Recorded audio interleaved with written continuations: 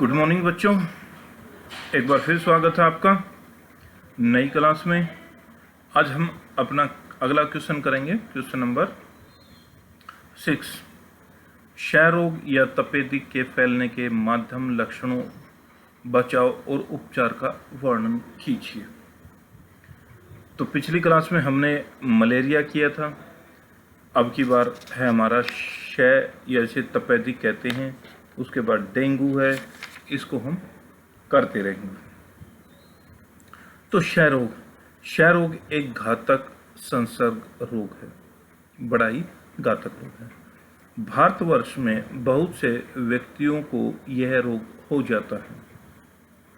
इस रोग की रोकथाम और उपचार हो सकता है, यानी इस जो ये रोग है इसका रोकथाम भी है और उपचार भी है। सन 1982 में रॉबर्ट कोच ने तपेदिक जीवाणु की खोज की थी, यानी 1882 में किसने की थी? रॉबर्ट कोच ने। एक नंबर में यह पूछा जा सकता है। तपेदिक जीवाणु की खोज की थी, जिसके कारण यह रोग फैलता है। यह जीवाणु शरीर के किसी भी भाग पर आक्रमण कर सकता है। कभी कभी व्यक्ति के सारे शरीर को भी यह प्रभावित कर देता है।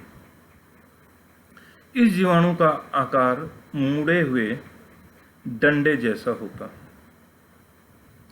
यह जीवाणु दो प्रकार के होते हैं, एक तो व्यक्ति से व्यक्ति में, दूसरा पशुओं से व्यक्ति में।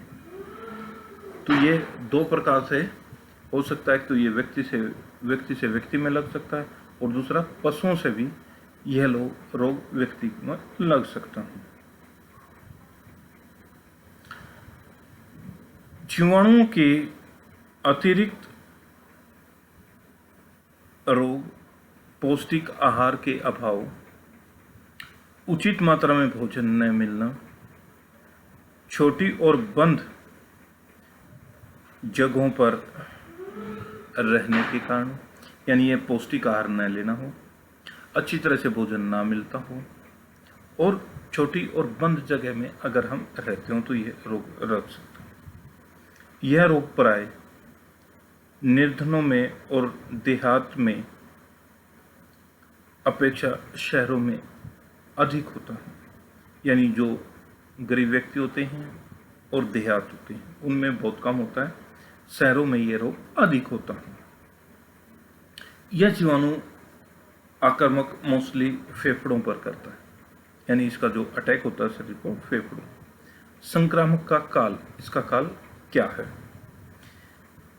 इसका संक्रामक का काल 1 सप्ताह, 1 महीना या 1 साल भी हो सकता है, यानी 1 सप्ताह में भी ठीक हो सकता है, 1 महीने में भी, और 1 साल भी लग सकता है।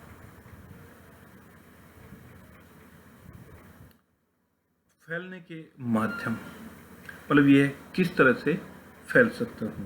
क्षय रोग के जीवाणु थूक, कफ के द्वारा रोगी के शरीर के बाहर निकलकर वायु में मिल जाते हैं, यानी जिसको क्षय रोग है उसके थूक से, उसके खांसने से वो जीवाणु उसके शरीर से बाहर निकल सकते हैं और वायु में मिल जाते हैं, और ये जीवाणु सांस के द्वारा दूसरे स्वस्थ व्यक्ति के शरीर में प्रवेश कर सकते हैं और इससे वह रोगग्रस्त हो सकता है।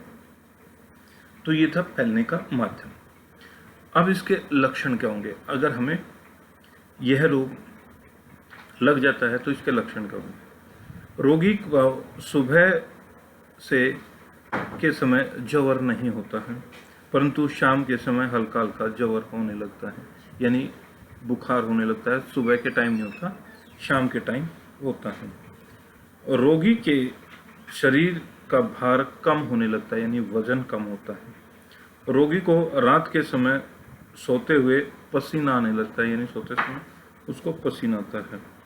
भूख में कमी तथा थोड़ा सा कार्य करते ही थकावट होने लगती है। रोगी को लगातार हल्की और सूखी खांसी रहने लगती है।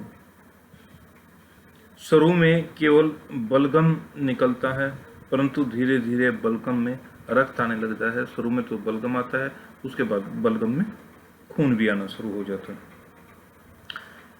छाती और गले में दर्द रहता है।